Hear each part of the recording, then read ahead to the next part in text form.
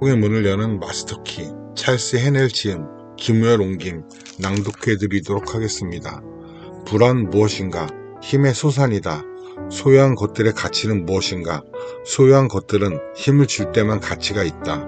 원인과 결과를 알면 무슨 도움이 되는가?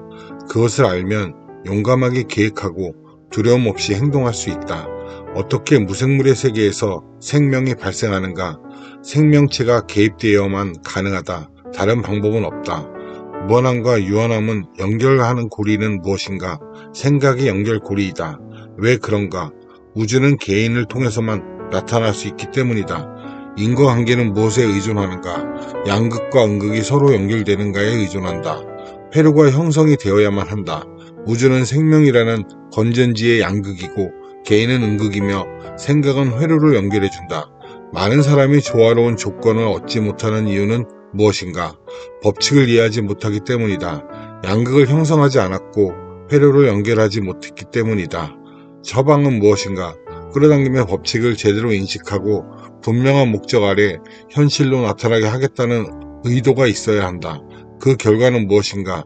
생각은 그 대상과 연결되어 그것이 현실에 나타나게 할 것이다.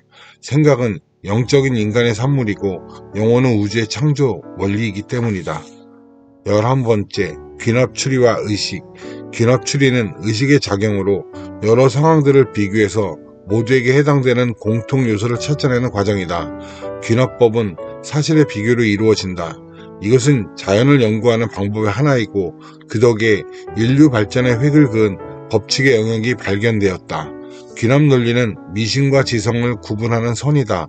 불확실함과 변덕을 인간의 삶에서 없애고 그 대신 법칙과 이성과 확실함을 주었다. 앞서 언급했던 문지기가 바로 이것이다.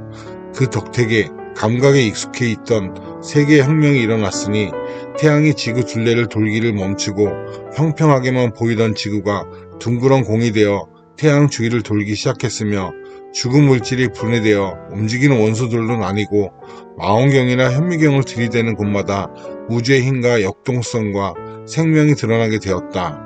이제 우리는 어떻게 우주의 세밀한 유기체들이 질서있게 보존되며 돌아가는지 묻지 않을 수 없다.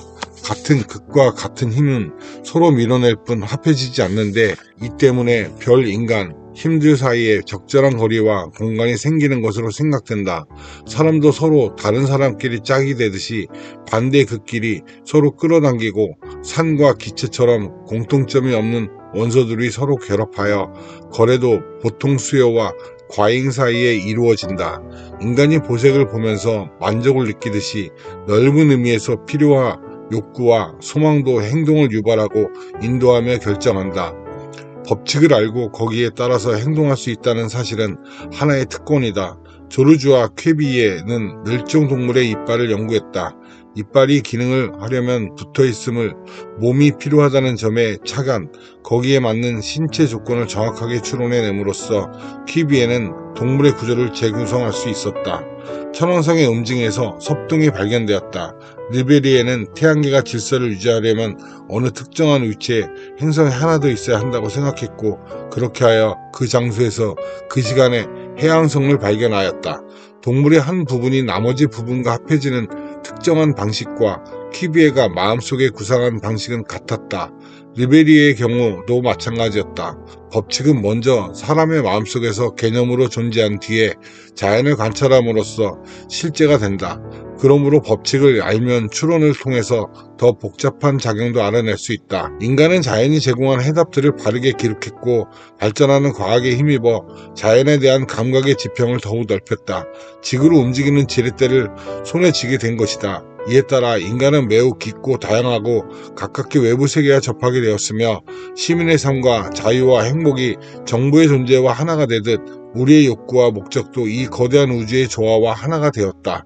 개인의 이익이 국가의 군대에게 보호를 받듯이 그리고 개인의 필요가 얼마나 보편적이고 꾸준한가에 따라서 그 공급되는 정도가 달라지듯이 자연공화국에서 의식 있는 시민이 되면 강력한 힘들의 원조를 받아 그보다 못한 힘들로부터 더 이상 괴롭힘을 받지 않게 되고 가계나 화학물질에 적용되는 저항이나 유도의 법칙을 잘 파악함으로써 인간과 도구들의 노동력을 가장 이득이 되는 방향으로 분배할 수 있다.